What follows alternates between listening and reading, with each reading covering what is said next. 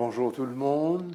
Il faut que je signale quand même au public que j'ai devant moi une équipe pour chacun qui a des responsabilités, qui a une activité, chacun fait des choses sur Terre.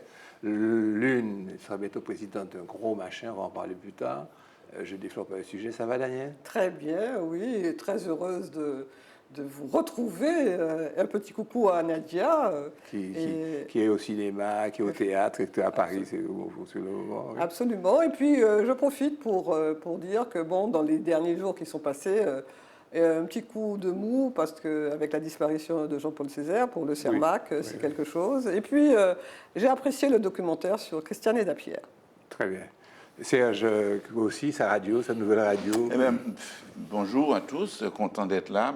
Je regrette Nadia, mais il y a M. Marajo qui nous fait l'honneur d'être présent, donc ça compense. Mais c'est toujours peine et joie. Peine, pas il y a Jean-Paul Césaire, mais aussi j'ai une pensée pour Saint-Ange-Vébob, qui est un grand basketteur, qui était conseiller technique de la Ligue de basket, qui était ancien membre de l'équipe de France. Et puis peine et joie évidemment. Ma radio, Radio Nous, et maintenant on peut télécharger déjà l'application pour les téléphones Android sur Google Play. Vous allez, vous tapez Radio Nous. Voilà. Mais comme il y a beaucoup de gens qui écoutent à contre-temps. C'est bon. Encore un autre qui fait un paquet de choses, Christian Boutin avec Begin Jazz. Ben oui. Alors, nous sommes en pleine préparation. Permettez-moi un petit clin d'œil pour Alain Cadoré, que vous connaissez comme moi et qui régulièrement me forme des artistes. Et il me dit, Christian, je te rappelle que la période décalée Mangouste, c'était à Lens mi-temps et non à Lens-Salah. Voilà. Et puis, bien évidemment, Begin Jazz, tu en as parlé, et puis la fébrilité que je ressens de recevoir à côté de moi Eddie Marajo encore. Je suis toujours un peu faible quand je vois un homme aussi prestigieux qui est à côté de moi. On y vient. Eddie Marajo qui a laissé. Non, je t'ai pas trop, les mecs. Attendez, qu'est-ce qui mène des débats ici? Avec vos radios, vos télévisions, vos émissions où vous faites agresser, où vous faites menacer. Tu as laissé tes bodyguards à l'entrée du... Non, ils sont sous la table. Oh là là. Un bon entendeur, salut. Mais sinon, comment ça, le moral, comment il est? Ah, il est au firmament. Ouais. Il est au firmament parce que, en clair, j'ai à nouveau confiance dans la justice de la République française. Oui, parce que la Cour de cassation a cassé toutes les plaintes, à la fois les recours et puis les décisions de justice concernant ma confrère, Madame Francette Florimond de Interentreprise et le lanceur d'alerte, David Jarin. Donc, ça veut dire que nous menons un bon combat. Tu veux parler des conflits qu'il y avait avec Madivia et avec M. Ange Milia. M. Ange Milia, contre lequel j'ai porté plainte pour menace de mort. Je te fais rire que tu n'as pas dit son nom. Tu avais peut-être un petit peu peur de lui. Bon, je ne vais pas faire comme vous faites ailleurs. Bon, alors, pas du tout. La plainte est nominative, de toute façon. Laissez-moi vous dire un petit peu des choses qui ne vont pas entraîner un péril pour ma vie. Alors, avec le Covid, le monde est revenu 5 ans en arrière. L'indice de développement humain de l'ONU, pas la peine d'expliquer, tout le monde sait ce que c'est maintenant, qui prend en compte l'espérance de vie, l'éducation, le niveau de vie, a reculé 2 années de suite, en 2021, en 2020 et 2021. Ça veut dire que nous mourrons plus tôt, nous sommes moins éduqués et que nos revenus baissent, globalement, pour le monde entier. C'est réjouissant, n'est-ce pas? Bon. De autre information, plus réjouissante, 29,4% des Martiniquais ont l'habitude de regarder Zitata TV, soit 92 100 personnes. Pas mal, hein? Fabuleux. C'est une population de... Serge, il y a les chiffres en tête. C'est une population de... Non, je ne peux pas de chiffres parce qu'avec Marajo, allez, répondez. Je vais donner un chiffre, il va me donner un autre. Non, répondez. Allez, 365 000. Voilà. L'auditoire de Zitata TV rajeunit avec des 30-59 ans plus nombreux, donc on n'est pas si ringard que ça. Et la chaîne est diffusée, alors écoutez bien, la TNT, ça va de soi, c'est la petite raquette, là, Orange, SFR et puis Canal+. Donc, on n'est pas en train de brasser dans le vide. Nos chorus sont entendus. Et on les écoute beaucoup de Guadeloupe. J'ai eu la confirmation il n'y a pas 24 heures. Et de Guyane. Il n'y a pas 24 heures. Et d'Haïti. Voilà. Et de Saint-Martin. Bon, arrêtez. Ne jetez pas plus. Le quart de l'Amazonie est irréversiblement détruit. 26% de l'écosystème du poumon vert de la planète est définitivement détruit à cause de la déforestation, du narcotrafic et puis de contamination de toutes sortes. C'est à côté, là, c'est à tout près. Hein? Bon. 18 000 enfants réfugiés ukrainiens en France ont fait leur rentrée scolaire, 18 000 pour la plupart dans les villes qui sont correctement équipées. Mais pour les petites villes, l'inspection d'académie fournit, écoutez-moi bien, pour aider les enseignants, des guides pratiques sur l'accueil d'élèves allophones, avec qui ne parlent pas les français. Les instituteurs bénéficient d'un stage consacré à l'accueil des écoliers ukrainiens.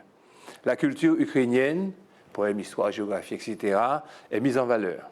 Les plus grands des enfants ont des cours de langue supplémentaires et puis on se préoccupe de leur bien-être. C'est-à-dire qu'on a précisé aux enseignants que lorsqu'il y a des sirènes, par exemple, il faut faire attention parce qu'ils sont traumatisés par les sirènes. Et moi, j'imagine, j'ai fait un rêve qu'on fasse pareil pour le petit Malien, le petit Sénégalais, etc. Enfin bon, je rêve assis, je rêve debout, je rêve à l'antenne. La Guadeloupe détient le record national d'interruption volontaire de grossesse, ce qu'on appelle IVG, les IVG. Et en 2019, quelques chiffres, vous bombardez, en France, on compte 15,6 IVG pour 1000 femmes âgées de 15, ça commence à 15 ans, de 15 à 49 ans. La Guadeloupe et la Guyane, alors on était donc, songez, 15,6, Guadeloupe et Guyane, plus de 39 IVG pour 1000 femmes, et ce taux est de 28,6 IVG pour 1000 femmes en Martinique. Je fais mon propre commentaire, ça veut dire que l'IVG est utilisé comme moyen de contraception. Catastrophe. Basketball, ma petite, c'est à ton attention, parce que je t'abreuve en information que tu connais, c'est pas ça. La Martiniquaise Sandrine Gruda, capitaine et meilleure buteuse, marqueuse de l'histoire de l'équipe de France, voilà, qui était blessée, donc qui était ménagée, et a rejoint l'équipe de France à cause de douleurs à genoux. J'ai précisé ça parce que c'est mon problème, à retrouver les Bleus dans leur préparation. Vous savez pas qu'il était un grand basketteur, non? Ah oui, j'ai été grand basketteur. J'ai joué au Good Luck. Finalement, il est rentré en Martinique avec la mort de Saint-Ange. Il a toujours il y a une sorte de maladie sur le sport, quoi. Alors j'essaie de faire une petite compétition avec lui, mais il est bon. Charles III est confirmé comme roi et chef d'État, outre le Royaume-Uni, de 9 nations caribéennes. Très surréaliste. Absolument. Alors, je ne vais pas vous toutes les citer, mais comme ça, en vrac, Antigua, Belize, Grenade, Jamaïque, Sainte-Lucie, les Grenadines, etc. C'est-à-dire que Bougaroua, à côté de là, il y a Bougaroua, là, il a. Bon, pas de pitrerie, je vois. Quasiment de toute la Caraïbe anglophone, sauf la Barbade qui, l'année dernière, on a traité ce sujet, souvenez-vous. La Barbade qui a prêté serment à son premier président, après que la reine a été destituée et de son poste, et le chef d'État, de son poste de chef d'État, et le nouveau président est l'ancien gouverneur. Ça se passe en bonne... c'est anglais à fort. Le roi Charles, c'est le roi Charles, est chef d'État dans 14 pays au total. Et à la Caraïbe, il faut ajouter le Canada, l'Australie, la Nouvelle-Zélande, Papouasie, Nouvelle-Guinée, l'île Salomon, Tuvalu, nanana. Ça, ce sont des pays, parce que les autres précédemment, comme a dit un grand journaliste, une grande chaîne, ce ne sont que des confettis. Tu vas dire une méchanceté. Ce ne sont que des confettis. Là, on a Canada, Australie, ça, c'est des pays. En tous les cas, il y a des gens qui réagissent. En tous les cas, le président de la Fédération impériale éthiopienne mondiale, Peter Ras Ipa Isaac, a félicité l'ambassadeur culturel de la Barbade, le calypsonien Anthony Gaby Carter, pour un poème sur Feu la reine Élisabeth. Poème qui, entre méchanceté, autre chose, qualifiait la défunte monarque de femme méchante et silencieuse. C'est le concert des louanges, etc. C'est un petit caribéen, calypsonien, femme méchante et silencieuse, qui a hérité de millions de livres de gains de l'esclavage, tout en laissant chaque colonie se vautrer dans la pauvreté et n'y présenter aucune excuse officielle. J'ai résumé parce que c'était un véritable pamphlet, c'était terrible. Et que le deuil de la région, suite à sa mort, est une forme extrême d'hypocrisie. Ça y est, j'ai fait ma part, maintenant ça sera à vous, jingle pour les actualités.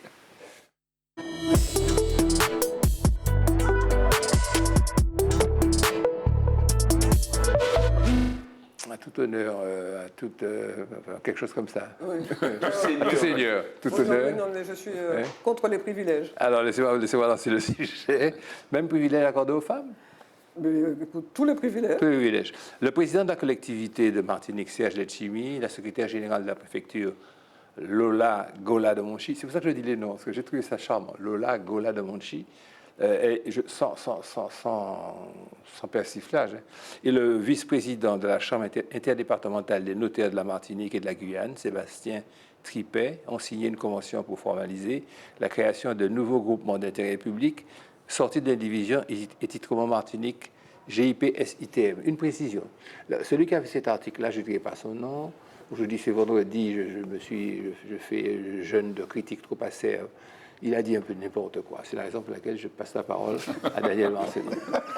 Oui, alors donc nous sommes dans une évolution pour pouvoir aider à résoudre le problème de l'indivision, qui est, on peut dire, un fléau, puisqu'on considère qu'à peu près 45% du foncier à la Martinique est concerné par les problèmes d'indivision.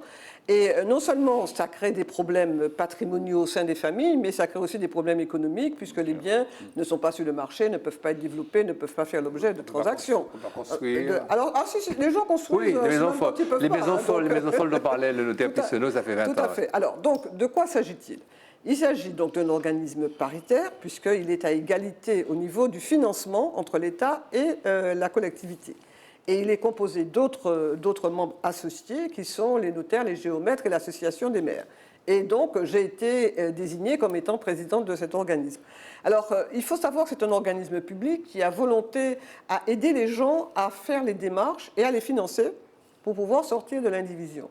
Ce GIP n'est pas encore fonctionnel puisque, comme c'est un groupement public, entre le moment où il a été décidé, il faut maintenant mettre en place l'organisation, les organes de gestion et passer ensuite au recrutement du personnel en respectant les règles, le formalisme des agents. Donc, grosso modo, on va considérer qu'il faut compter la fin de l'année pour que le GIP soit opérationnel. Je dis ça parce qu'il y a déjà des gens qui m'interpellent pour me dire « alors, quand est-ce que je peux déposer mon dossier ?»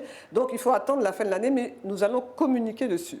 Qu'est-ce que ça va permettre ? Il y a des personnes qui n'ont pas de titre de propriété parce qu'ils ne le retrouvent pas, ou bien parce qu'il y a des problèmes entre les héritiers. La question le GIP va mettre des moyens à leur disposition pour généalogistes, géomètres, hypothèques, archives. Généalogiste, explique. Le généalogiste, vous avez un ancêtre, vous connaissez l'ancêtre, il y a 3 à 4 générations, mais vous ne savez pas où sont les héritiers, parce qu'ils sont partout, puisque vous savez que les Martiniquais, les Antillais sont partout dans le monde. Donc il faut les rechercher, c'est un peu compliqué. Donc il y a des professionnels qui ont les éléments et puis qui peuvent accéder aux actes d'état civil, à la sécurité sociale, etc. Ils ont un certain nombre d'outils pour retrouver les héritiers. Et donc par conséquent, ça permet... pour arriver à sortir de l'indivision, il faut connaître qui est propriétaire et quels sont les héritiers. Et donc, c'est ça qui bloque pour le moment. La loi Letchimy avait dénoué un problème juridique, puisque pour pouvoir sortir de l'indivision, il fallait l'unanimité, et la loi Letchimy a permis une majorité simple. Donc, c'était un gros pas. Pour ma part, je regrette qu'elle ne soit pas assez mise en œuvre. Et pourquoi elle n'a pas été mise en œuvre ? Je pense qu'il y a peut-être un certain nombre de réticences qu'il va falloir peut-être explorer, mais toujours est-il que... Et que le GIP pourra... Non, le GIP, non, cette partie-là, il n'y touchera pas. Non, parce que c'est là, si on veut il ne faut pas oublier que pour sortir de l'indivision, dans ce cas-là, il y a un titre et on a les héritiers, donc c'est la sortie. Et donc, ça se met en place un peu doucement, mais je pense que maintenant, comme on a les premières décisions sur des contestations qui sont tombées, il y a la validation, quelque part, juridictionnelle de la loi Letchimy, et je pense que ça va inciter plus de personnes... L'article que j'ai cité parle d'un dossier, d'un seul dossier. À la connaissance de la personne qui a... C'est un dossier à la connaissance de la personne qui a fait l'article. On va dire, monsieur, qui n'est pas de qui ça. J'ai pas dit ça. Oui. C'est moi qui le dis. Alors, mais j'avais dit qu'aujourd'hui... Donc maintenant, le GIP, il aura un premier gros travail de recensement pour pouvoir numériser les titres de propriété. C'est-à-dire que quand quelqu'un va venir, elle va dire, voilà, mes parents habitent sur telle parcelle. Une fois qu'on aura tout numérisé, on pourra dire, voilà, la parcelle est, selon les hypothèques, censée appartenir à telle personne. Et à partir de là, on va commencer à travailler. Et il y a un certain nombre d'organismes avec lesquels nous allons travailler, comme la CAF, la DIL, les EPCI, c'est-à-dire les communautés d'agglomération, parce que ce sont des organismes qui donnent du financement pour pouvoir aider à la sortie de l'indivision, parce qu'il faut payer un géomètre, il faut payer un certain nombre de prestataires. Donc ces personnes-là font partie aussi du conseil stratégique du GIP. On va travailler en commun.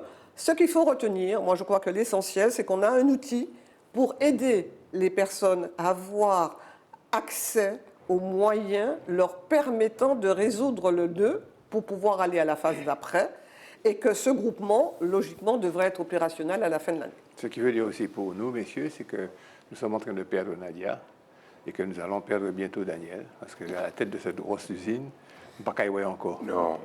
Moi, je parie qu'elle va vouloir respirer de temps en temps. Elle est un peu... Ce n'est pas impossible.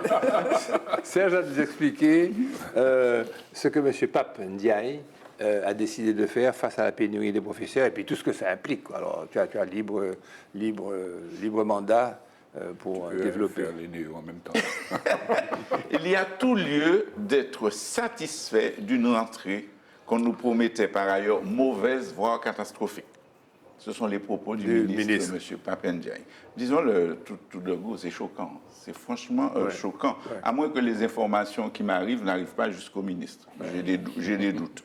Parce que je ne pourrais pas tout citer, mais les choses sont mauvaises. Dans toute l'Alsace, à Marseille, dans l'Oise, à Lyon, en Martinique, en Isère. J'arrête parce que sinon, ça sera un cours de géographie où je vais citer tous les départements français. Qu'est-ce qui se passe? Pourquoi toutes ces manifestations? Pour vous donner des exemples. À Grenoble, juste la ville de Grenoble, c'est 1% des postes qui sont non pourvus. Je n'ai pas eu le temps de trouver le nombre de postes. Ce qui veut dire en français, c'est que s'il y a 5000 enseignants à Grenoble, il manque 50 profs. Globalement, ça va être ça, ils n'ont pas fort en mathématiques. Mais à côté de ça, vous avez des enseignants titulaires qui sont chez eux, qui n'ont pas de nomination, donc qui n'ont pas d'élèves. Résultat des courses, quand vous mettez les deux ensemble, vous retrouvez des classes à 35, 36, 37 élèves. Ou alors des élèves sans prof. En son temps, l'ancien ministre de l'Éducation nationale, Claude Allègre, avait parlé de mammouth, mais visiblement, la bête a grossi. Mais bon, je crois. Enfin, il a pris du poids, si vous préférez. Au-dessus du mammouth, il y a quoi? Je ne sais rien, mais en tout cas, c'est un mammouth qui a grossi. Un dinosaure. Alors, dans l'ordre, poste non pourvu. Oui. En plus, l'attractivité de l'Éducation nationale est proche de zéro. Le concours qui est le CAPES, qui est le certificat d'aptitude du professorat à l'enseignement secondaire ou quelque chose de ce genre, il y a 10 ans, c'était 50 000 candidats. Actuellement, c'est 20 000. En 10 ans. Pour être encore plus explicite, le CAPES de mathématiques 2022, il y avait 1035 postes qui étaient offerts. Il y a eu 555 admis. Voilà. Alors pourquoi? Eh bien, parce que les enseignants sont globalement sous-payés. 1 500 € net pour démarrer quand vous avez fait 5 ans d'études après le baccalauréat, c'est un peu chaud à accepter. Surtout quand les Français regardent ailleurs. Un Français qui débute dans l'enseignement, c'est à peu près 30 150 € brut. Un Espagnol, c'est 41 300. Un Allemand, c'est 62 600. 62 600. Annuel. J'avais rencontré j'étais dans un congrès de chefs d'établissement et j'avais rencontré des chefs d'établissement européens. Et un collègue anglais me racontait qu'une Française qui était venue dans son établissement s'était mise à mi-temps et travaillait dans son collège en Angleterre. Elle gagnait 2 fois plus que ce qu'elle gagnait en France, en étant à mi-temps, une fois. Bon, et quant aux conditions de travail, c'est pas joli, je ne vais pas aller en Angleterre. J'ai visité une école à Barbade, les salles de profs à Barbade, les profs de Martinique seraient profondément jaloux et tous ceux de la banlieue parisienne. À Barbade, tu dis? À Barbade, là, derrière nous, tout près là. Et puis, alors, M. Ndiaye, qui est ministre, c'est des promesses. Alors, il promet maintenant 2 000 € aux débutants en 2023. Sauf que Macron avait promis la même chose en 2017 et que M. Blanquer, l'ancien ministre, avait promis la même chose en 2019. Donc, continuez. Mais moi, enfin, je vais dire, il est comme ça. Si tu donnes à un débutant 2 000 €, ceux qui ont déjà débuté à 5 ans, ils ne touchent pas 2 000 €, qu'est-ce qu'il va dire? Et qu'est-ce que tu vas faire? Mais ça, on nous dit ça veut dire qu'il faut tout rééquilibrer. Surtout que, les gens ne savent pas, mais c'est pas... Dans l'éducation nationale, on avance lentement, très lentement. Il y a des systèmes de changement d'échelon. Ça peut prendre 4 ans et 3 mois ou 4 ans et 6 mois pour changer d'échelon et gagner 50 € de plus. Mais bon. Alors, que propose le gouvernement pour finir? On utilise des contractuels. C'est-à-dire, un contractuel, c'est quelqu'un qui vient, qui dit « je peux enseigner les mathématiques ». À ma connaissance, les contrôles de compétences se font surtout a posteriori, pas avant, pas dire. Par exemple, sur les enfants. Par exemple, si Eddie Marajo veut aller enseigner la physique, pourquoi pas? Ça peut lui passer, parce que depuis gamin, il doit arriver de ça. Ça reste possible. Il monte au rectorat, il dit je veux enseigner la physique. On dit mais M. Marajo, vous signez là. Il signe et demain matin, il est au collège du. Oui, c'est comme ça. Alors la formation du contractuel. c'est 4 jours. Et encore, c'est nouveau. Parce que quand j'ai commencé à enseigner, il n'y avait pas de formation. C'est 4 jours. Mais chez McDonald's, c'est 5. Juste pour comparer ce qui est comparable. J'ai eu en main un livret de formateurs, je ne sais plus, c'est de l'Oise ou d'Orléans, à songer. Il n'y a rien sur les enseignements, sur les enseignements, sur les contenus. On vous dit, il faut prendre les enfants comme ça, il faut faire l'appel comme ça, il faut remplir les dossiers comme ça. J'ai rien trouvé. Peut-être que je lis très mal. Alors pour l'avenir, c'est fou parce qu'on n'anticipe jamais. Pour l'avenir, le ministre propose un concours exceptionnel de titularisation des enseignants contractuels au printemps, je reprends sa formule, au printemps 2023, suivant des modalités qui ne sont pas connues. Bon. Alors il faut dire que l'éducation nationale, malgré tout, a le premier budget de l'État. Toujours le dire. Globalement. Alors qu'est-ce qui bloque? Le ministre, le président, les syndicats, les parents d'élèves, les responsables. Si vous avez une idée, l'adresse c'est rue de Grenelle à Paris. Non, mais c'est trop loin pour nous. Une citation, c'est que les enseignants du premier et du second degré sont bien les catégories de cadres les plus touchées par des risques psychosociaux, affirme une étude publiée par la revue ministérielle Éducation et Formation. Donc, ils savent ce qu'ils font. OK. Le prochain sujet, c'est toujours dans l'enseignement néo-titulaire de l'académie entre maintien et retour en Martinique. Je crois que c'est une question. Alors, j'en ai parlé avec Serge au téléphone et je l'ai trouvé tellement brillant que je lui ai dit, mais Serge, tu vas présenter le sujet. Lâcheur. Vous avez compris, je veux faire ça. Il m'a vendu. Non, mais Plusieurs enseignants de l'académie. Vous ne connaissez pas la nature des échanges. Mais les néo-titulaires, nouveaux titulaires, chaque année, c'est un rituel. Alors, il y a des Martiniquais, le plus souvent qui sont des contractuels, qui passent un concours et qui réussissent au concours de titularisation. Et chaque année, parmi les gens qui ont réussi, il y a quelques-uns, je dis bien, il y a quelques-uns, 4, 5, peu importe, je ne sais pas le chiffre exact, mais quelques-uns, qui refusent leur affectation hors de Martinique. Et là, on se dit, mais c'est bizarre, chaque année. Mais oui, c'est bizarre, car tous les candidats, c'est comme les gens qui jouent au loto, tous ceux qui ont gagné ont joué. Tous ceux qui ont joué n'ont pas gagné.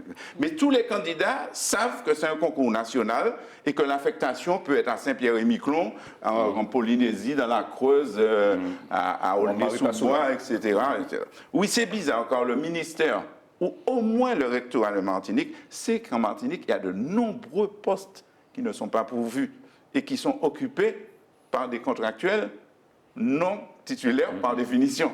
Tout le monde sait ça, donc c'est bizarre. Alors on joue à quoi?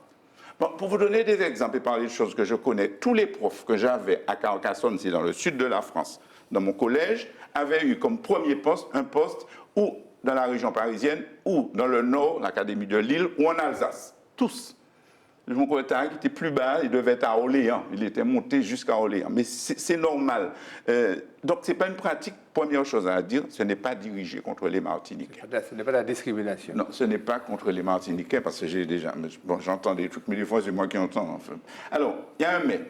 Premièrement, il y a chez nous énormément de postes non pourvus, je l'ai dit. Deuxièmement, la Martinique est à 8000 km de la France, donc il est difficile de revenir en week-end dans sa famille. C'est évident, comme mes profs de l'ordre ont dû le faire, et comme l'épouse de mon neveu qui était à Paris faisait Paris-Nîmes tous les vendredis soirs.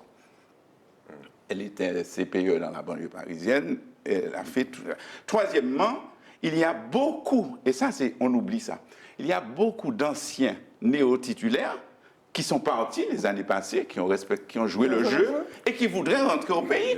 Donc on ne peut pas mettre les nouveaux... Enfin, bon, ça bloque. Il ne faut pas oublier cela. On ne peut pas, autrement dit, privilégier les nouveaux par rapport à ceux qui ont accepté de jouer le jeu. Et qui veulent rentrer. Alors, le ministre de l'Éducation nationale, on se pose la question, est-ce que le ministère n'aurait peut-être pas les moyens de faire revenir tous ceux qui aspirent à mutation, malgré, enfin, c'est très technique, des 1000 points qu'ils ont. Donc, oui, ils ont 1000 points dans la... être bénéficiaires. Oui. Alors, pourquoi ne pas établir, c'est une question, un planning de suppression des postes de contractuels? C'est le recteur ou le ministre qui peut répondre, pas Tali. Et pourquoi continuer à enseigner au rabais? On me dit un adulte devant les enfants. Qu'est-ce que ça veut dire, ça? Alors, si on me met devant un enfant, qu'est-ce que je vais lui apprendre? J'ai déjà tout oublié. C'est une plaisanterie. Je ne comprends pas que les inspecteurs pédagogiques, c'est-à-dire ceux qui sont chargés de contrôler la qualité de l'enseignement, puissent accepter ce genre de fantaisie. Mais je n'ai pas compris quand j'étais chef d'établissement. Ce n'est pas maintenant que je suis à la retraite que je vais comprendre. Les jeunes Martiniquais, on doit au mieux faire revenir ceux qui ne sont pas entiers et qui ont acquis expérience et savoir. Deuxièmement, diminuer le nombre de contractuels, ça c'est urgent. Troisièmement, les 4 ou 5 néo-titulaires qui refusent d'être expatriés sauront qu'ils ont une réelle possibilité de revenir rapidement. Mais il est évident que tant qu'il y aura des centaines de postes non pourvus, personne ne pourra comprendre cette gestion autoritaire et aveugle, même si on fait semblant de lâcher du lest. On va dire, ah oui, on a gardé M. Boutan parce que sa situation familiale était difficile, mais ça c'est du cinéma. Que tous se disent, si cette chose n'est pas organisée en France, si Kodalek dont je parlais, était en dessous de la réalité quand il parlait de Mahmoud, pourquoi voulez-vous que ce soit mieux ici, en Martinique, si nous ne nous occupons pas nous-mêmes de la gestion de notre éducation? Une petite question. C'est une question. Mais on va y venir. Nos élus travaillent à la chose. Une petite question. Il y a quand même la possibilité de passer un concours qui permet de rester sur place au niveau des primaires. Ah, au niveau des primaires, okay, tout à fait. Parce que la loi fait, j'ai vérifié la loi, quand c'est dans le primaire, on est nommé dans l'académie où on a passé le concours. Alors pourquoi passer le concours qui est demandé à rester, le concours qui ne permet pas de rester, pourquoi le passer puis... J'ai dans ma famille, en l'enseignant, peut-être que c'est ça, ben, ils sont presque tous dans le primaire. Le Premier ministre Roosevelt Skerrit de la Dominique a appelé la communauté internationale à examiner la possibilité de développer une législation parapluie, c'est comme ça qu'il appelle ça, alors que la Dominique poursuit ses efforts pour lutter contre le blanchiment d'argent et le financement du terrorisme. Vous avez compris que compte tenu de la nature de ce sujet, que c'est M. Di Marzio qui va traiter. Oui. Alors, merci de ta confiance. Il semblerait que le sujet soit un peu tabou. Oui, bon là, je vais être obligé d'aller remettre une plainte pour menace de mort après ça. Alors, il faut quand même expliquer aux gens qui nous écoutent, qui nous regardent, pourquoi le Premier ministre de la Dominique fait vite ou a fait vite de dire à son Parlement de lui donner les moyens de lutter contre, de lui donner des outils pour lutter contre le blanchiment. Parce que le 22 octobre, l'Union européenne va reconsidérer la liste des pays non coopératifs. Alors ça veut dire quoi? Grosso modo, c'est des pays qui considèrent qu'ils n'en ont rien à faire des aides européennes ou des facilités d'aide internationales. Ils préfèrent garder leur système qui facilite, on va dire, le blanchiment. Alors je vais vous les citer dans quelques secondes. Et l'Union européenne a créé 2 listes. Une liste noire, donc je vous donne les invités de la liste noire. Dans cette liste noire, en février 2021, il y avait la Dominique. Oui. Okay, alors je vais vous dire ce que c'est que cette liste noire. Les Samoa américaines, les îles Fidji, Guam, qui est encore une colonie américaine, les Palaos dans l'océan Pacifique, le Panama, évidemment, le Samoa, qui est cette fois-là une partie des îles Samoa dans le Pacifique, indépendante par rapport aux Samoa américaines, Trinidad et Tobago, notre chère voisine, les îles Vierges américaines, à nouveau, et le Vanuatu, ancienne colonie française franco-britannique qui s'appelait les Nouvelles Hébrides, dans le Pacifique toujours. Donc, en février, il y avait la Dominique, février 2021. Ils ont donné quelques garanties à l'Union européenne et ils sont passés dans une liste grise. Alors, je ne vais pas tous vous les citer, mais dans cette liste grise, il y a 17 pays, dont une majorité de pays caraïbes. Alors, ça veut dire quoi? Être dans la liste noire ou la liste grise, c'est bien évidemment avoir de très nombreuses difficultés à bénéficier d'aide, à bénéficier de soutien financier, à bénéficier de prêts de la communauté internationale. C'est-à-dire que quand vous êtes là, vous êtes exclu. Vous êtes banni. Vous êtes exclu du système, en théorie bien évidemment, du système financier international, le système, j'allais dire, occidental. Oui. Mais vous pouvez avoir des prêts de la Chine, de la Russie. Mais la Russie fait partie de la liste grise. Donc entre gris et noir. Bon, alors ça veut dire quoi? Est-ce que la Dominique est obligée d'avoir recours au blanchiment pour survivre? Alors le blanchiment, c'est quoi? D'abord, on vous donne une citoyenneté du pays local. Alors, ça s'appelle CBI. Alors, quand vous voyez des législations CBI, c'est Citizenship by Investments. Je te donne un passeport dominicain si tu mets $100 000 dans un fonds de développement. Voilà. Donc, c'est ça la première étape. Donc, les types, ils mangent parce qu'ils vendent leur nationalité. Alors, il n'y a pas que des ventes de nationalité, mais je vais peut-être vous apprendre que la France fait partie des 112 pays dans le monde qui ont une législation CBI. Par exemple, en France, nous devons ça au Terminator de l'époque, Éric Besson. Vous vous rappelez d'Éric Besson, qui avait trahi Ségolène Royal pour aller travailler un socialiste. Un socialiste. Et ce socialiste, donc théoriquement, Il était au sud de Lyon. Théoriquement anticapitaliste, a créé un truc fabuleux. Si vous mettez 10 millions d'euros dans un fonds d'investissement en France, ou vous créez une entreprise dans laquelle vous mettez 10 millions d'euros, vous avez droit non pas à la nationalité, parce que les Français, c'est Un passeport. non, une carte de résident résident. et une carte vitale. Fabuleux, fabuleux. Je rappelle qu'ici, une appendicite, enfin l'opération de l'appendicite, de l'appendice, hein, comme vous voulez, est gratuite. On est bien d'accord. Si vous avez une carte vitale, c'est gratuit. Tandis qu'à Miami, c'est $75 000. Donc, quand vous êtes jamaïcain, par exemple, vous pourriez aller en France, mettre 10 millions, ça coûte quand même cher, et obtenir ça. Alors, dans la Caraïbe, ils font que ça. Les premiers à avoir fait ça, c'est Saint Kitts Nevis, en 1984, vous imaginez. Alors, c'est les moins chers, c'est $100 000. Mais les plus chers, les États-Unis, dans le Delaware, c'est 25 millions de dollars. En Europe, la France, 10 millions. L'Autriche, c'est 3 millions. En fait, tout le monde vend. Tout le monde fait ça. Tout le monde fait ça. Chypre fait ça, beaucoup. Malte, etc. Mais le blanchiment, vous me direz, ah ben d'abord, vous êtes citoyen. Et ensuite, comme vous êtes citoyen, vous pouvez ouvrir donc, des entreprises qui vont faire des transactions à l'international. Bon, et une fois que vous êtes citoyen et des transactions à l'international, par exemple avec la Colombie, vous pouvez recevoir, au hasard, ou le Venezuela, vous pouvez recevoir un virement d'une banque colombienne qui, évidemment, n'a rien respecté du tout, pour savoir, on s'en fout. Vous envoyez $1 million en Dominique, puisque l'entreprise que vous aurez créée est légale, et ce $1 million, comme vous êtes dominicain et que vous avez un passeport, vous pouvez rentrer aux États-Unis, vous pouvez aller en Europe, parce que le passeport dominicain, c'est un des passeports qui ouvre le plus de pays au monde. Donc, par contre, quand vous êtes sur cette liste-là, eh ben, c'est difficile. Ça devient compliqué. Voilà. C'est un sésame. Ah oui, une fois que vous avez ce passeport, vous allez, mais il ne faut surtout pas être dans cette liste. Donc, ce qu'Éric dit, bon, entre avoir $100 000 de Russes, de Moldaves ou de Sud-Américains, et puis pouvoir développer mon pays à coût de millions de dollars de la Banque européenne de développement, je crois que je vais choisir la régularité. Mais le problème, c'est qu'il est tenu. Parce que tous les types qui ont acheté la nationalité et qui sont dans le pays lui disent, Kérit, tu veux prendre une balle ou quoi? Et puis voilà. Très bien. Mon Dieu, ça me fait peur. Société.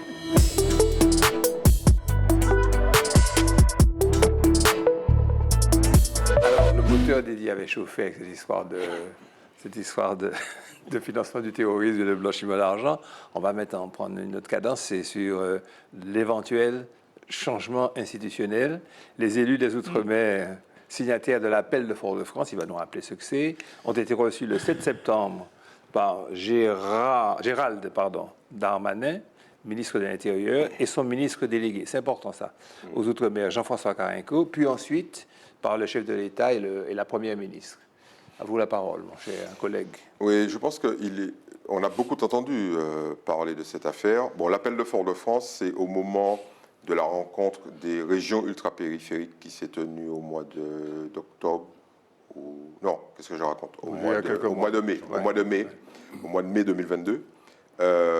Se sont retrouvés les représentants des RUP françaises, donc la Réunion, Mayotte, la Guadeloupe, la Guyane, la Martinique, Saint-Martin, Et les types se sont dit, les types et les dames, ou la dame, se sont dit, c'est le moment, compte tenu des résultats électoraux plus ou moins catastrophiques de Macron, de lui imposer une évolution de la situation, parce que les choses ne vont pas. Il y a beaucoup de choses qui ne vont pas, mais on est dans la relation entre la France et ses anciennes colonies. Voilà le cadre. Les anciennes colonies disent, vous devriez avoir honte de nous maintenir dans une situation économique, sociale. Politique aussi catastrophique. Et les Français disent, ils culpabilisent un tout petit peu, mais on les connaît, ça ne va pas durer très longtemps. Ok, bon, alors qu'est-ce que vous voulez? Donc, nous voudrions vous entendre, nous avons entendu votre appel, qu'est-ce que vous voulez? Quel point porte vos critiques? Voilà. Bon, alors là, les types et la dame ont déroulé une liste extraordinaire de demandes, et la liste est tellement longue que ça revient, en fait, pour eux, à changer de statut. Ouais. Voilà, c'est ça. Le raccourci est un peu facile, mais c'est ça. Il y a tellement de choses à faire que... Parce que dans la vie politique, il y a deux façons de changer les choses. Pour nous, les anciennes colonies, c'est soit par la loi, donc changement législatif, donc ça c'est tous les jours. Hein. Tous les jours, la loi change. On fait des demandes, par exemple, sur l'octroi de mer, sur les 50 pages géométriques, etc., etc. Ou par le changement institutionnel. Alors, changement institutionnel, ça veut dire quoi? Ça veut dire que nos relations de pouvoir et je dirais de délégation de pouvoir avec la France seront gérées non plus par des changements réguliers des évolutions de la loi, mais par l'inscription dans un cadre législatif beaucoup plus global dans la Constitution. Alors, on en revient à l'article 73, l'article 74, connaissez tous les débats, et nos leaders disent c'est ça qu'il faut changer. Nous, on en a marre de changer le truc tous les jours avec à la loi, on veut changer de cadre. Alors, les types en face disent chiche, chiche, on va changer de cadre. Vous voulez le 73 ou le 74? Et là, l'unité de façade explose, parce qu'il y en a qui disent alors là, 74, jamais, la Réunion. Et puis il y en a qui disent pas le 73, plus le 73, c'est trop contraignant. Allons essayer de faire quelque chose de plus global, mais surtout de plus souple. Donc, est-ce que vous pourriez éventuellement nous faire une espèce de truc qui prenne le 73 et qui mette du 74? Et ils disent, mais ça n'existe pas, ça. Faites-nous une proposition. Bon, voilà, on en est là. Bon. Ce qu'il faut rappeler malgré tout, c'est qu'il y a une vraie différence. Est-ce que vous voulez l'égalité des droits, donc ce que globalement nos spécialistes appellent l'identité législative, c'est-à-dire que chaque fois qu'il y a une loi qui passe à Paris, elle est automatiquement, ce n'était pas le cas avant 1986, hein, elle est automatiquement appliquée aux gens qui sont dans l'article 73. Par contre, les gens qui sont dans l'article 74, ils doivent négocier ça. Bon. Ou bien on passe à la différenciation où ce n'est pas applicable systématiquement, ça se négocie, on prend ce qui est bon, on adapte localement, etc. Bon. L'essentiel de cette histoire, c'est que c'est un nouveau chapitre. Il y en a eu un en 2003, il y en a eu un en 2010. C'est reparti pour un tour, parce qu'il y a des gens parmi nos leaders qui sont obsédés par cette problématique du rapport avec, j'ose le mot, le blanc. Ça les énerve. Quand tu parles de blanc, tu parles le blanc. de mélanine, oui, la couleur blanche. La couleur blanche. Ah bon. Ça les énerve qu'un blanc puisse leur indiquer ce qu'il doit faire. Et c'est normal. Pour moi, c'est normal. Laissez-moi aller jusqu'au bout. C'est normal. Et puis il y a des gens qui disent pourquoi vous faites une telle obsession du rapport avec la France, etc. On va mettre tout le monde d'accord. L'idée, c'est que vous soyez dans un rapport d'antagonisme ou dans un rapport de complicité, on prend les deux extrêmes, hein. C'est les gens qui vivent dans les départements qui vont décider. Donc allons rappeler le processus. Il y a des gens qui sont déjà arrivés au changement institutionnel, qui nous disent stop, stop. avant d'arriver au changement institutionnel, il y a des étapes. Première étape, le Congrès. Ça a été On y est. OK? Le Congrès pour la Martinique et la Guyane. Hein. Pour les autres, je ne sais pas ce qu'ils vont faire. La Réunion, je ne sais pas ce qu'ils vont faire. Bon. Non, la Réunion a dit que Le Bagal, de pas toute brûler façon, ça. pour la Réunion, c'est inscrit dans la Constitution. Pas Oui. ça fait changement. Oui. Bon. Première étape, le Congrès. Parlons de nous. Le Congrès. Le Congrès dit, Monsieur le Président de la République, voilà ce que nous voulons. OK? Donc c'est là qu'on verra si c'est changement institutionnel ou c'est évolution législative, etc. On verra. Ponctuel. On verra. Ponctuel, régulier, etc. Bon. Le Président de la République prend le texte et il peut ou pas, mais là il a dit oui, proposer une évolution institutionnelle. OK? Donc il va pondre un truc, ils vont négocier, et il va dire, voilà ce que je vous propose. Votez là-dessus. OK. Donc il y aura une consultation, il y a des gens qui disent référendum, mais le terme c'est consultation, donc on va appeler les Martiniquais, on va leur dire, ce que propose le Congrès repris par le Président de la République, amendé, etc., c'est ça, oui ou non? Si c'est non, ça s'arrête. Et puis on va prendre peur. Si c'est oui, on va. Alors, laissez-moi aller jusqu'au bout. Oui. Si c'est oui, on va là réunir le Congrès au niveau national et on va changer les textes. Ok? Donc la loi va être mise en œuvre. Simplement, le problème, c'est que pour réunir le Congrès Au niveau national. il faut avoir 3/5. Le Congrès, c'est l'Assemblée nationale. L'Assemblée nationale et le Sénat. Très bonne précision. Je vous rappelle, nous rappelons que M. Macron veut peut-être réunir le Congrès, mais il n'a la majorité ni à l'Assemblée nationale, ni au Sénat. Enfin, la majorité absolue à l'Assemblée nationale. Il a la majorité relative. Oui, mais pour un niveau 3/5. Non, mais 3/5, il vaut mieux avoir la majorité absolue. Donc si tu veux 3/5 et que tu as ni la majorité au Sénat, ni la majorité, c'est, à mon avis, à moins de sortir les enveloppes, c'est raté d'avance. Voilà. En d'autres termes, pour parler posément, nous l'avons de baie. Exactement. Nous payons les pièces côté. Par contre, ça qui peut arriver nous de mieux, c'est que nous négocions tellement fort que nous arrivons ni des changements législatifs Sur certains points. en low point. Parce que moi, j'ai vu la liste. Oui, c'est considérable. Et je pense que c'est nécessaire. Par contre, là où nos leaders ont raison, c'est qu'on ne peut plus, dans beaucoup de domaines, continuer comme ça. C'est impossible. On va vers la crise. Christian, pour conclure sur ça, il y a quand même un bémol, c'est que les présidents des régions françaises réclament une grande réforme de la décentralisation. Tu as regardé un petit peu Alors cette question, oui, et ils demandent une vraie réforme de la Voilà, décentralisation. C'est ça qui permettra de... On se rappelle tous, quand Mitterrand est arrivé au pouvoir, Mesmer, c'était la décentralisation, la création des régions, etc. Mais c'est à quoi De faire, pardonnez-moi, oui. Et en réalité, aujourd'hui, on demande une vraie décentralisation. Donc aujourd'hui, il y a effectivement un congrès des régions de France qui se passe actuellement dans la région Auvergne-Rhône-Alpes. Et ce congrès, qui est d'ailleurs région dirigée, je crois, par Laurent Wauquiez, je crois. Et ce congrès, il réclame. Alors, ils ont fait déjà une lettre ouverte dans le journal du dimanche, où ils demandent une vraie réforme de la décentralisation. Ils demandent à reconsidérer le rôle des régions. Donc, tout ce que tu dis là, je le suis très, très bien dans l'appel de Fort-de-France, mais c'est un problème qui est aussi plus général. Global, il demande également de lutter contre la France centralisée, parisienne et jacobine. Ouais. C'est un sujet qui est là, récurrent, dans l'éducation nationale. Et même moi, j'étais dans une entreprise privée, je luttais contre ça, parce que toutes les décisions viennent de Paris, toutes les procédures viennent de Paris.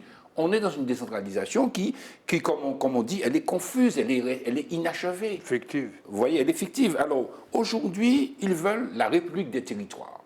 J'ai entendu, par exemple, Madame Carole Delga, qui est socialiste, et qui dit absolument, moi j'ai été ministre, mais aujourd'hui je suis présidente de conseil régional, et nous, les conseils régionaux, c'est 66 millions de personnes, nous nous occupons de ces gens-là. Ce n'est plus l'État qui s'occupe. Et on a vu dans le problème du Covid, les dysfonctionnements qu'il y a eu entre la politique centralisatrice de l'État et les besoins des régions. Donc ces gens-là disent, nous sommes des gens de la proximité. Nous voulons une souveraineté. Ils emploient le mot. Souveraineté pour conduire des politiques énergétiques, pour conduire des politiques industrielles régionales, pour conduire des politiques alimentaires, pour conduire les politiques de transport. Et elle citait d'ailleurs Mme Telga, enfin pas Telga, je ne me rappelle plus son nom, mais elle citait effectivement des dispositifs qu'ils ont mis en place sur le plan, par exemple, des transports ferroviaires, le prix des billets. Et elle citait toutes ces choses-là et elles disent comment les régions ont donné l'exemple à l'État. Alors, cette position est partagée par beaucoup d'élus de pratiquement toutes les tendances. Ils demandent, tout à l'heure, un pouvoir de différenciation et instaurer un véritable pouvoir réglementaire local. Ouais. Alors ça, encore une fois, il faut bien voir qu'est-ce que ça sous-entend. La demande est encore plus précise. Il faut instaurer entre les régions et l'État une nouvelle manière de travailler, reposant sur un dialogue permanent et une co-construction. Autrement dit, la verticalité des décisions, on n'en veut plus. Ça étouffe. Toutes les décisions qui viennent de Paris, que vous n'avez qu'à appliquer, vous voyez, moi j'ai toujours été choqué par il faut toujours aller se former à Paris, il faut toujours agir, tu vois. Et tout ça, ce sont des dispositifs qui sont mis en place et qui sont aujourd'hui développés aussi avec le numérique, parce que tout est centralisé. Donc, on demande la relocalisation, on demande la validation des expérimentations des régions. Et ce nouveau partenariat a pour objectif de créer le plein emploi au niveau de la région, favoriser la transition écologique, mettre en place des moyens de transport propres. Les régions réclament une garantie aussi financière stable. Voilà. Il ne s'agit plus de transférer des missions sans compensation financière. Les régions réclament aussi la prise en compte des dépenses exceptionnelles liées à l'inflation. On voit tous effectivement comment l'inflation aujourd'hui, quel est le taux de l'inflation. Ils demandent effectivement que l'État prenne ses responsabilités à ce niveau. Ils demandent des responsabilités claires, exclusives. Ils demandent en plus la reconnaissance des spécificités de l'histoire des territoires. Ouais. On est directement concernés. Ouais. Donc, aujourd'hui, toutes ces réformes-là, bien évidemment, ils disent que les sujets régaliens doivent rester à l'État, mais on verra bien, parce que même les choses de la sécurité, tout ça, on peut se demander s'il n'y a pas des dispositions régionales, spécifiques. Les autres frontalières, par exemple. Voilà, pour terminer, une telle réforme est destinée à permettre l'autonomie des régions. Donc, la question de l'autonomie, c'est une question aujourd'hui qui est posée au-delà de nous-mêmes et dans les régions nationales. Favoriser l'émancipation et promouvoir les libertés locales. Donc voilà tout le dispositif. Alors, moi, je m'interroge aussi, puisque j'étais dans une entreprise privée aussi, ça concerne aussi des entreprises privées qui sont dans les outre-mer, les banques, les mutuelles, où tu n'as plus de pouvoir de décision et tout est à Paris. Donc voilà, enfin moi je... Il y aura peut-être un processus général. Mais ça veut dire que c'est en nous collant sur la France qu'on va arriver à régler les problèmes de la Martinique, encore une fois. Serge, Emmanuel Macron a annoncé la création d'une commission mixte d'historiens français et algériens sur la colonisation. Tu veux nous parler de ça ? Ah oui, volontiers. J'aime bien les ovnis. C'est une conférence de presse qui a eu lieu à Alger avec Abdelmadjid Tebboune, j'ai réussi à le dire, c'est le président algérien, et Macron. Ils ont annoncé jeudi dernier, la création d'un comité mixte d'historiens algériens et français. Alors, je cite, pour ouvrir les archives concernant les débuts de la colonisation et de la guerre d'Algérie. Et il continue, il faut que ce travail puisse être fait sans tabou, avec une réelle volonté de travail libre et historique, tout c'est beau, d'accès complet à nos archives, dont le but est de mener ensemble cette œuvre de reconnaissance. Et là, évidemment, le kidam que je suis applaudit, il dit bravo, bravo, et puis, mais comme j'ai toujours une petite bête dans la tête, je dis attends, Ali, tu applaudis quoi? Alors je fais une première remarque, je dis mais une commission mandatée par les deux pays, ça intrigue quant au choix des historiens et surtout quelles conclusions ils vont faire, parce que je cherche et je dis mais Chirac et Bouteflika avaient parlé de la même chose et rien n'avait été fait. Donc Macron, bon, alors je pourrais me dire c'était si simple. En plus, je me dis ça, on aurait une commission du même genre sur Israël et la Palestine, si ça pouvait résoudre les choses. Bon, ça passe. Alors je me dis, mais ça, franchement, alors je cherche, je dis, qu'est-ce que les historiens en pensent et puis je cite, je trouve une dame qui dit, mais est-ce que la France ne voudrait pas, et je cite, solder le contentieux colonial pour se rapprocher stratégiquement de l'Algérie. Je dis, mon Dieu, mais c'est qui cette révolutionnaire? Mais c'est Mme Sylvie Thénault, qui est directrice du CNRS, Centre national de la recherche scientifique, qui est spécialiste de l'Algérie, et qui dit, mais ça c'est un effet d'annonce, et Elle dit, je vois là un moyen d'augmenter les livraisons de gaz algérien après l'arrêt des approvisionnements russes. J'ai dit, nom de Dieu. Et puis elle continue, elle dit, parce que ces travaux ont déjà été faits. Et il y a un livre que j'ai consulté sur Internet, L'histoire de l'Algérie à la période coloniale, 1830-1962, publié en 2012, pour ceux que ça intéresse, aux éditions La Découverte. Alors je dis, mais elle est bloquée. Alors je cherche encore et je trouve un monsieur qui s'appelle Fabrice Risputi, qui est animateur d'un site qui s'appelle milhot.org. Il est enquêteur sur les disparitions qui ont eu lieu à Alger pendant la fameuse bataille d'Alger, si comme ça de mémoire, c'était en octobre 1957. Et lui non plus, il ne comprend pas l'utilité d'une telle commission et il ajoute, compte tenu de la masse de travaux des historiens depuis 30 ans. Déjà. Alors, pour beaucoup d'historiens, d'autres, j'arrête là, pratiquement, le cadre étatique de la commission pose un gros problème. Et certains, un petit peu plus vicieux, Jean Tali, attendent d'abord la réponse de Macron face à la demande de restitution des archives qui ont été rapatriées à Paris par la France au moment de l'indépendance. Ils demandent d'abord ça et puis après on va voir si on est d'accord pour faire une commission. Donc je ne sais pas s'il y aura beaucoup d'historiens. Je n'ai pas trouvé d'historiens disant « ouais, je vais faire partie de cette commission ». Voilà, c'est tout. Un autre sujet aussi chaud mais plus local, c'est que les béquets portent plainte pour injure publique. Le mercredi 17 août, 5 personnes ont été convoquées devant le tribunal judiciaire pour injure publique en raison de l'origine, l'ethnie, la nation, la race ou la religion. Vous avez bien pensé qu'un sujet chaud comme ça, c'est ni à Tali, ni à Marajou, je veux le dire, mais à Daniel Marcelli.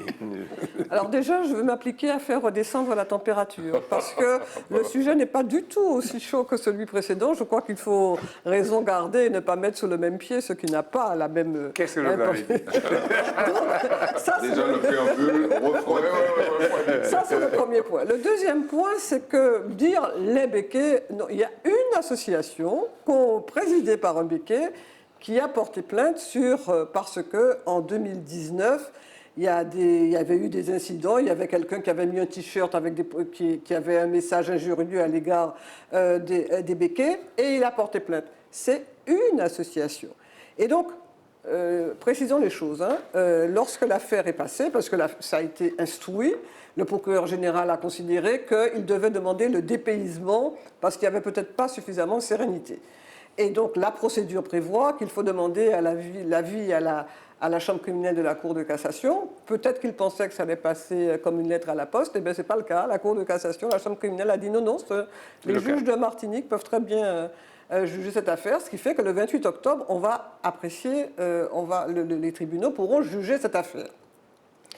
Est-ce que les faits peuvent donner lieu à une telle procédure? Est-ce que c'est fondé? Ce n'est pas l'avocat que je suis qui va se permettre de donner un avis sur un dossier qu'elle ne connaît pas, dont elle n'a pas en main tous les éléments. Laissons la justice faire son travail. Par contre, la question qu'on peut se poser en tout état de cause, enfin que je me pose en tout cas, c'est est-ce que c'était très opportun? Parce que nous savons tous que lorsqu'on met une affaire comme cela devant une juridiction, on donne une tribune à ceux qui sont poursuivis de s'exprimer et qu'on ne voit pas très bien le bénéfice qu'on peut en tirer. Pour ma part, je n'en ai pas vu. Je préfère le chemin qu'ont entrepris un certain nombre de membres de la communauté béquet, comme Emmanuel de Rênal, comme Bernard Ayotte avec sa fondation, qui sont des éléments constructifs, positifs, qui permettent, malgré les difficultés, malgré les heurts, de discuter, c'est-à-dire de permettre un véritable dialogue en se disant les choses comme elles sont, parce que nous faisons partie, selon moi, du même pays. D'autant plus que le même Steve Cadet, l'universitaire qui est poursuivi dans le lot, a engagé un processus de dialogue qualifié d'improbable dans leur bouquin avec Emmanuel de Rênal. Il faut quand même préciser que les personnes... Pas chauffer là. Non, mais pas chauffer. Non, mais il y a quand même... C'est objectif. Les gens que tu cites, et tu as raison, qui entreprennent une démarche de consensus, font partie de l'association qui a porté plainte. C'est ça le problème. Il faudrait comprendre. Oui, non, mais moi je le sais. Donc, on peut pas attaquer d'un côté et puis faire du Non, processus de l'autre. sauf que moi, je suis pas convaincu, d'abord parce que tu le sais, quand ils ne sont pas membres de la direction de l'association. Oui. Ah ben oui, donc par conséquent, Oui, mais tu peux très bien... ils sont Non, mais- membres. ben, peut-être, mais ça ne veut pas dire pour autant ni qu'ils ont été consultés, ni qu'ils ont donné leur accord. Et puis, ils n'ont pas la majorité au sein de cette association. On va parler un petit peu de musique pour refroidir ces gens-là, parce que je ne vous ai pas donné la parole.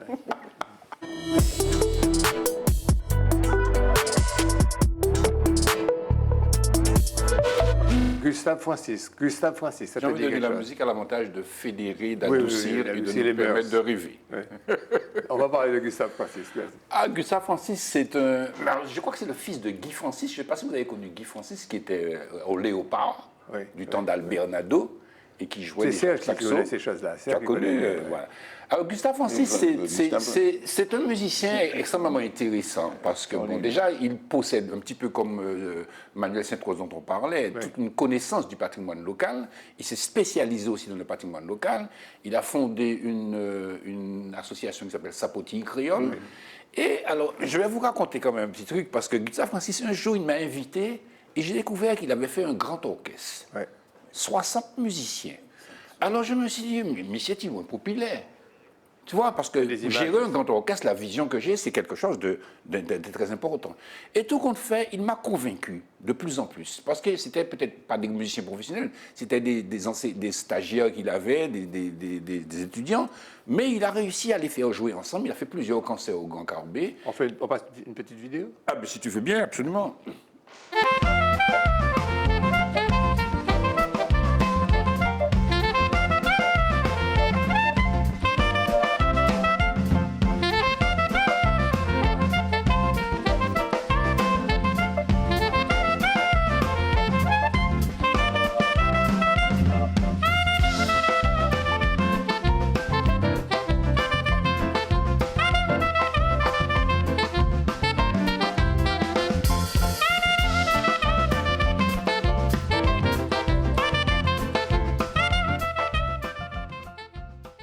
Voilà, je peux ajouter qu'il a joué beaucoup avec Max Rancé, il a joué avec José Versol, il a joué avec Barel Copette.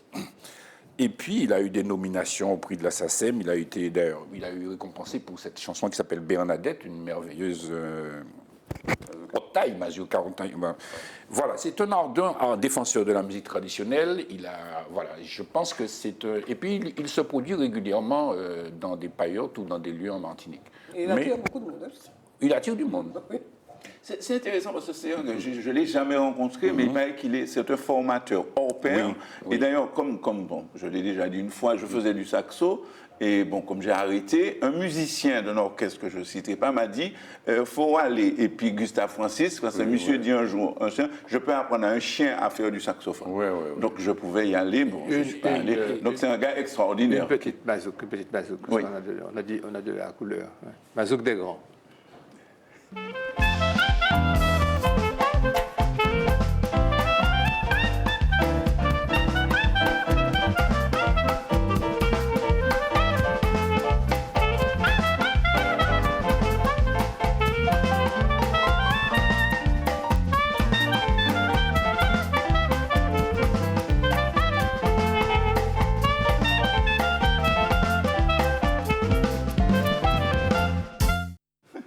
Christian? Voilà, ça c'est effectivement une composition de Fernand Donatien que vous avez reconnue, qui s'appelle Grand-Maman Matitoute, qu'il a repris. Ouais. Alors j'aimerais dire aussi qu'il a créé une association qui a un nom très intéressant, Cuivre et Bois d'ébène, voilà, qui reflète un petit peu son ancrage dans la culture profonde de la Martinique. En tout cas, c'est un musicien à écouter, à découvrir, et puis voilà.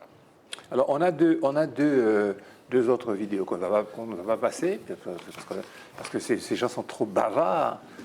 C'est pas toi, Eddy. Hein. C'est pas toi, Serge. C'est pas toi, Daniel. On va parler quand même des artistes programmés au festival de Begin Jazz. Ah oui. Alors, nous avons effectivement... Alors, je rappelle que le festival Begin Jazz, il y a eu une première où on a présenté le Begin Jazz Collective le 21 août avec Jonathan Danzikar, que beaucoup de gens ont découvert. Voilà. Et nous poursuivons. Alors, cette année, on a fait différemment, puisqu'on n'a pas tout concentré au mois d'août. Le 24 et le 25 septembre, nous avons 2 rencontres avec 2 fois 3 groupes à Saint-Pierre. Et ensuite, nous avons le 1er et le 2 octobre, 2 rencontres également au Floralie. Alors, lors de ces manifestations, nous avons 12 concerts. Vous voyez, 12 concerts avec des gens prodigieux. Donc il y aura donc tous ces artistes, 12 concerts qui seront programmés, comme tu disais, Oui. et c'est le boulot. Ah, c'est beaucoup de boulot, c'est énormément de boulot. Je veux saluer l'équipe avec qui je travaille. C'est vraiment quelque chose d'extraordinaire. Mais effectivement, ils viennent de Cuba, ils viennent de La Réunion. Ouais.